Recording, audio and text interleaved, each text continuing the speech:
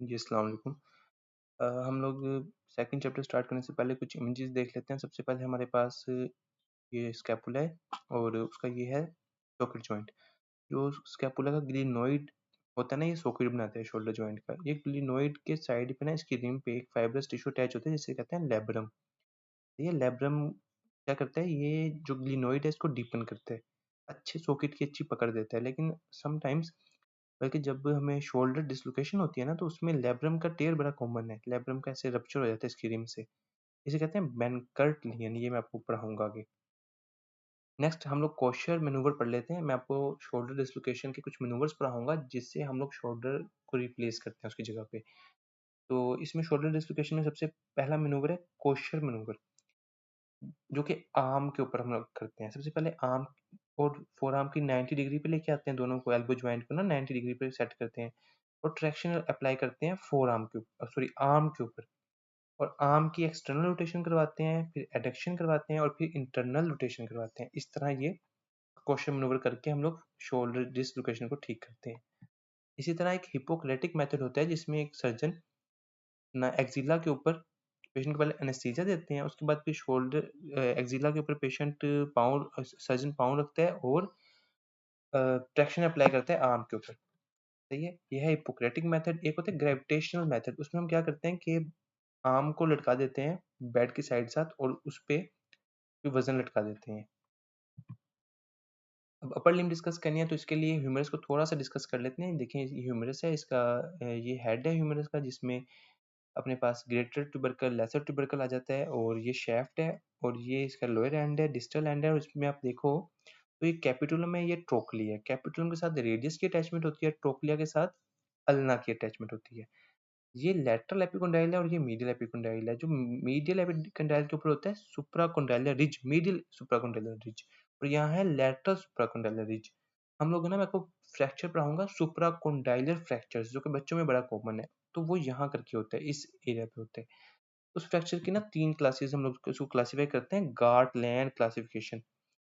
ठीक है, उसमें गार्टलैंड क्लासिफिकेशन जो होती है उसमें टाइप 1, 2, 3 होती है। टाइप 1 में ये होता है कि नो डिस्प्लेसमेंट, कोई भी किस्म जगह की ना वहीं आपके सामने है कि टूटा है लेकिन डिस्प्लेस नहीं हुआ।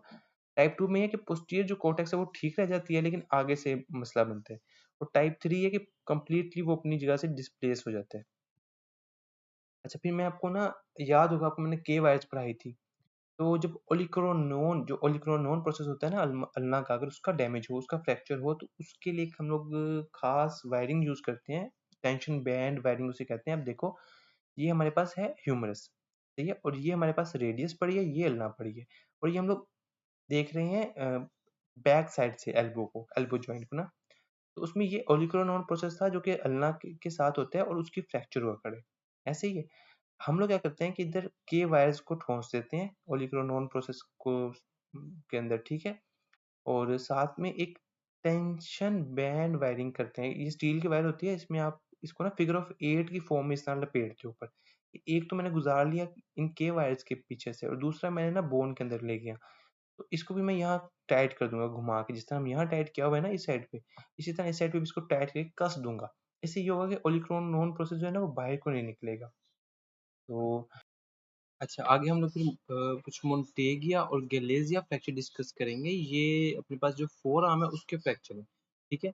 तो आपने यहाँ से ना, ये मगर एक निमोनिक है, बड़ा जबरदस्त निमोनिक है, यहाँ से अपने याद रखना है। मगर देखें MU, मतलब कि मोन्टेजिया में अल्ना डैमेज होती है, अल्ना का फ्रैक्चर होता है, और गैलेजिया में अपने पास रेडियस का फ्रैक्चर होता है। दो, एक तो ये बात याद रख ली। फिर आपने याद रखना है कि डिस्टल कौन सा है, प्रोक्सिमल कौन सा है। देखिए मोन्टेजिया में AR है, ए जो है वो पहले आता है, प्रोक्सिमल है।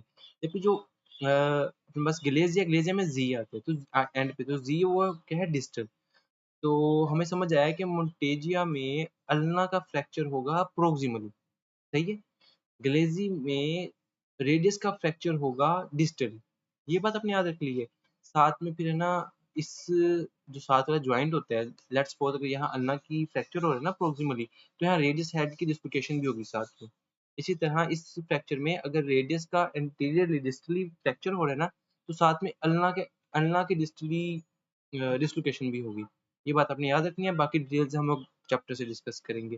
अच्छा, फिर मैं आपको स्मिथ और कोलिस फ्रैक्चर पढ़ाऊंगा, क्योंकि कोलिस फ्रैक्चर है, सही है, इसमें रेडियस का हेड टूट के ना, मतलब हेड नहीं, मतलब जो डिस्टल एंड है वो टूट के पीछे को मतलब पोस्टीरियरली मूव कर जाते हैं, जबकि स्मिथ फ्रैक्चर में टूट के एंटीरियरली मूव कर जाता है जो फ्रैक्चर्ड पार्ट है। सही है, ये अपनी याद रखना है।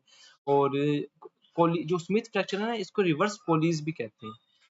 और कोलीज फ्रैक्चर में आपको ये डिनर फॉर्क डिफॉर्मिटी मिलती है। इसमें ये देखें ना, इसका हाथ देखें, डिनर फॉर्क डिफॉर्मिटी मिलती है। इसमें जो फ्रैक्चर पार्ट है वो पीछे को चला जाता है। बाकी याद कैसे रखना है वो आपको बताता हूँ। लास्ट पे हम लोग स्केफोइड फ्रैक्चर पढ़ेंगे, उसमें मैं आपको बताऊंगा। ये देखें, स्केफोइड बोन है और ये मोस्ट कॉमन फ्रैक्चर है रिस्ट का। रिस्ट की जो कार्पल बोन्स है ना, उसमें मोस्ट कॉमन फ्रैक्चर होता है स्केफोइड बोन का। और आप देखें, ये स्नफ बॉक्स है एक्चुअली। यहाँ पे ना वो कोकेन वगैरह रख के ऐसे स्नफ करते थे, तो उस वजह से इसका नाम है स्नफ बॉक्स। और इसी के बिल्कुल नीचे ना, यहाँ से लाइक इसकी जगह पलपेट करो ना, तो आपको स्केफोइड बोन यहाँ पड़ी होती है और यहाँ से इसका फ्रैक्चर हो सकता है। तो हम इसको डिस्कस करेंगे, ठीक है। चलो।